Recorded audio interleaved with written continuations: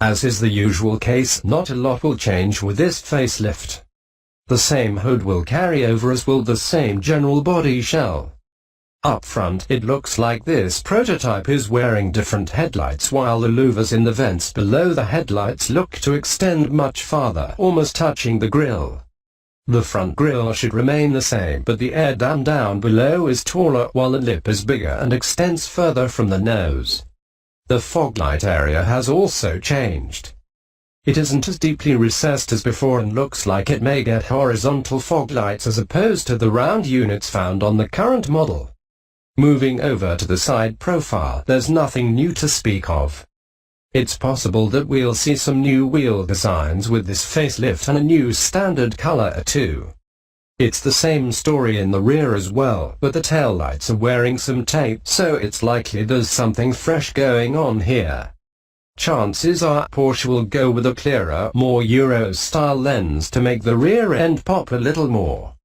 Or it could end up with rear lights that are similar to those found on the new Panamera. Outside of that, the rest of the Macan appears to carry over unchanged.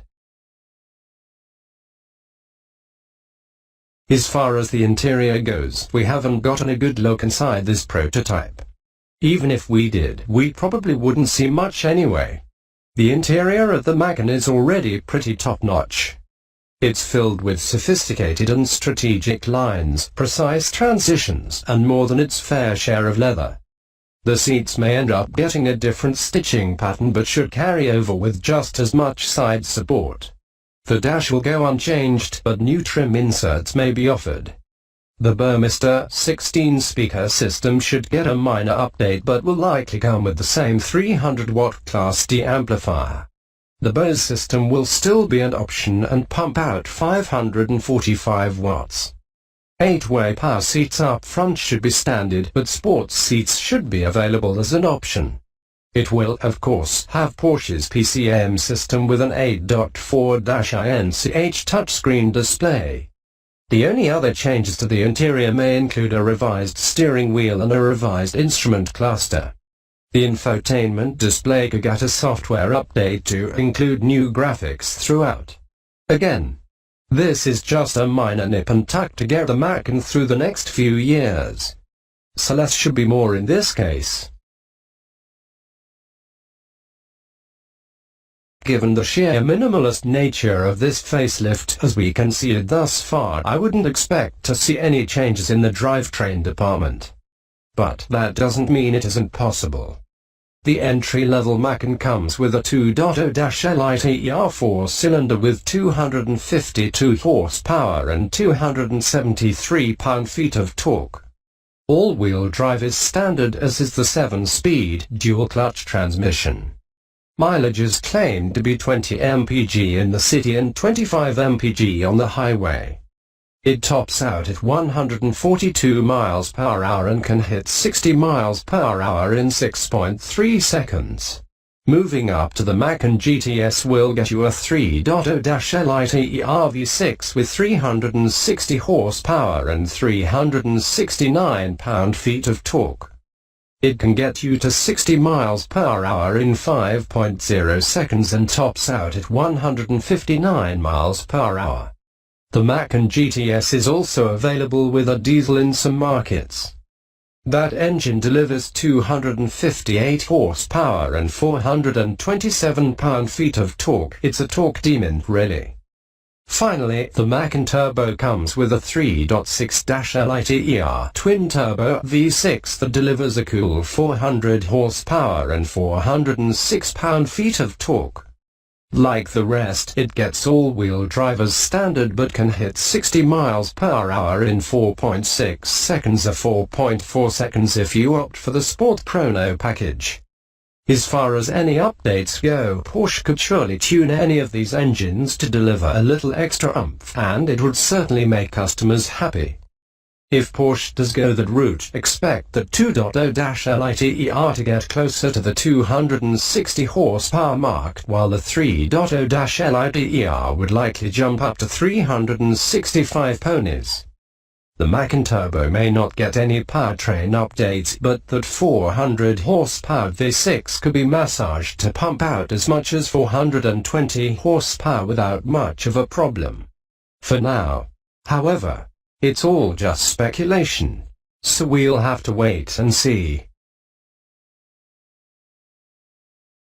The current Porsche Macan has a pretty staggered pricing schedule.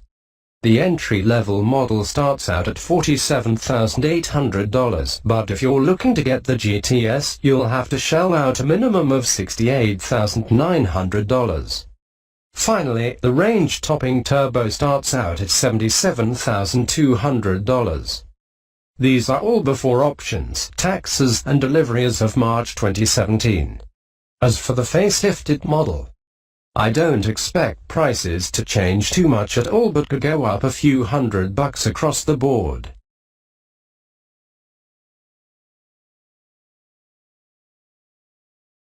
The Q5 was built to compete directly with the X3, but it poses a pretty serious threat to the Porsche Macan as well.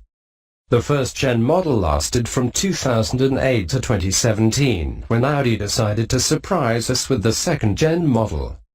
It comes complete with Audi's latest design language, upgraded engine options, suspension, and rides on the MLB platform, which also underpins the Audi A4 and the Audi Q7.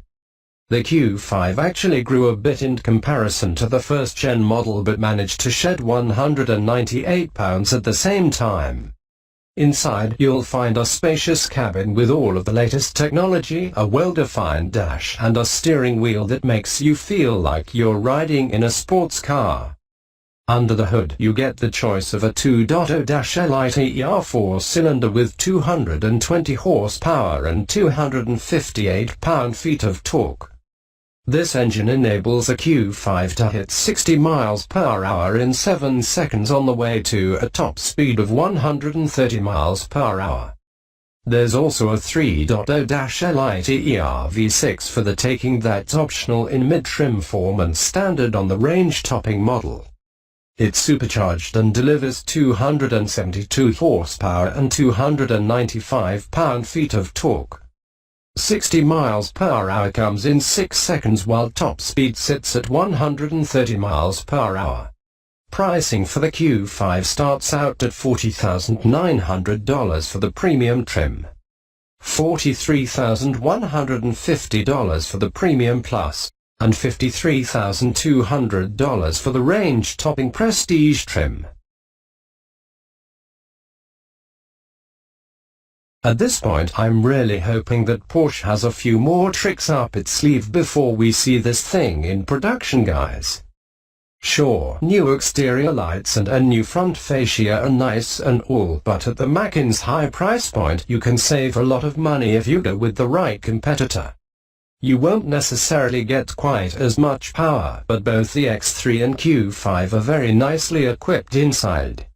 Of course, Porsche could be planning a new generation in the next couple of years, so this is just a holdover to breathe a bit of fresh air into the Macan to keep it going just a little longer. What do you think of the mule in the pictures you saw today? Let us know in the comments section below.